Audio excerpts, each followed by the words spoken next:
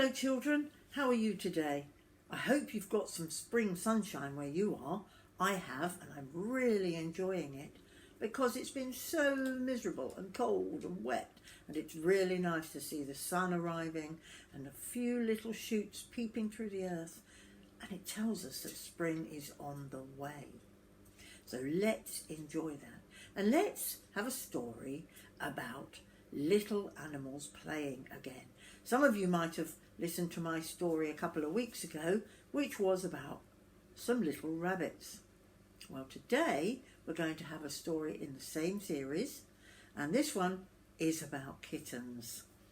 And my, not really kitten, but big cat Charlie is actually watching me while I tell this story, and he might even come into the picture if you're lucky. Anyway, let's get on with the tale of Tom Kitten. Once upon a time there were 3 little kittens, and their names were Mittens, Tom Kitten and Moppet. They had dear little fur coats of their own, and they tumbled about the doorstep and played in the dust. There they are, what a lovely picture, playing in the dust. But one day their mother, Mrs. Tabitha Twitchit, expected friends to tea, so she fetched the kittens indoors to wash and dress them before the fine company arrived. There you are. Can you see their mother? First, she scrubbed their faces.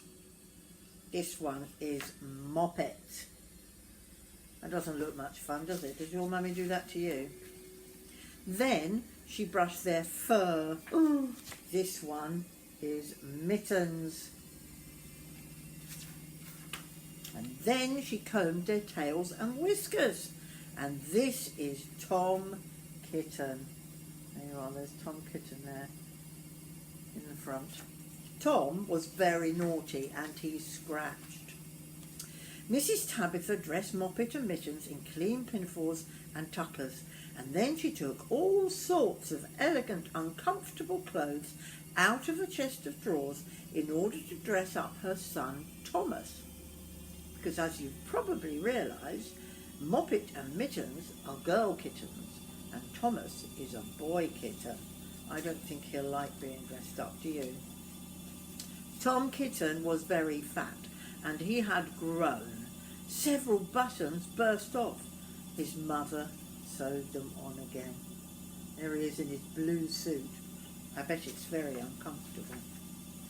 When the 3 kittens were ready, Mrs. Tabitha unwisely turned them out into the garden to be out of the way while she made hot buttered toast. Now keep your frocks clean, children. You must walk on your hind legs. Keep away from the dirty ash pit and from Sally Hennypenny and from the pigsty and the puddle ducks. Here they all are, going into the garden. Do you think they're going to be able to keep clean? I'm not sure. Moppet and Mittens walked down the garden path unsteadily. Presently they trod upon their pinafores and fell on their noses. When they stood up, there were several green smears. Oh dear. Let's climb up the rockery and sit on the garden wall, said Moppet. They turned their pinafores back to front and went up with a skip and a jump. Moppet's white tucker fell down into the road. Oh dear, there they are climbing on the wall. They're going to be in big trouble, aren't they? Tom Kitten was quite unable to jump when walking on his hind legs in trousers. He came up the rockery by degrees, breaking the ferns and shedding buttons right and left. Poor old Tom. He was all in pieces when he reached the top of the wall. Moppet and Mittens tried to pull him together. His hat fell off and the rest of his buttons burst. And look at them all there. What will their mother say? While they were in difficulties, there was a pip-pat, paddle-pat, and the 3 puddle ducks came along the hard, high road, marching one behind the other and doing the goose step. Pit-pat, paddle-pat, pit-pat, waddle-pat. There they are, can you see? There they are. The 3 puddle ducks. They stopped and stared in a row and stared up at the kittens. They had very small eyes and looked surprised. Then the two duck birds, Rebecca and Jemima Puddle Duck, picked up the hat and tucker and put them on. They're putting on the kittens' clothes. Can you see the ducks with the kittens' hats on? Gosh. Mittens laughed so much that she fell off the wall. Moppet and Tom fell down after her. The pinafores and all the rest of Tom's clothes came off on the way down. "Come, Mr. Drake Puddle Duck," said Miss Moppet. "Come and help us to dress him. Come on, button up, Tom. Oh dear, they're all going to get these clothes very, very dirty." Mr. Drake Puddle Duck advanced in a slow, sideways manner and picked up the various articles. He must think they're very strange. Ducks don't wear clothes, do they? But then kittens don't usually. But he put them on himself, and they fitted him even worse than Tom Kitten.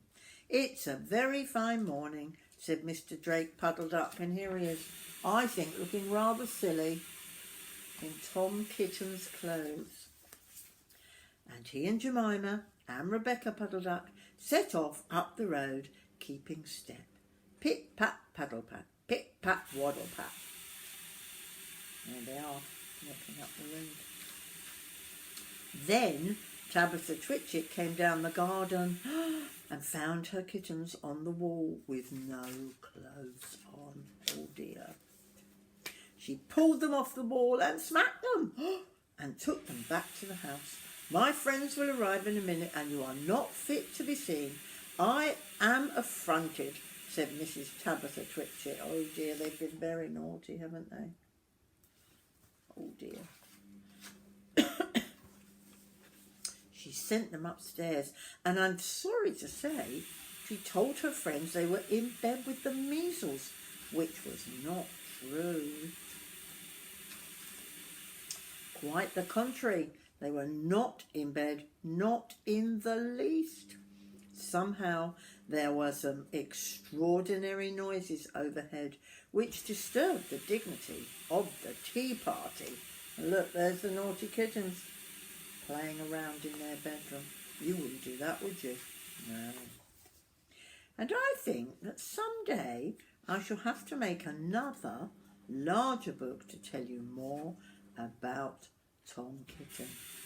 And Mr. Drake Puddle Duck and Jemima and Rebecca have been looking for them ever since. There we are. Well, I hope you enjoyed that story, and perhaps next time we'll have another one about some animals that get up to mischief. But meanwhile, have a lovely day, and I'll see you again soon. Bye-bye.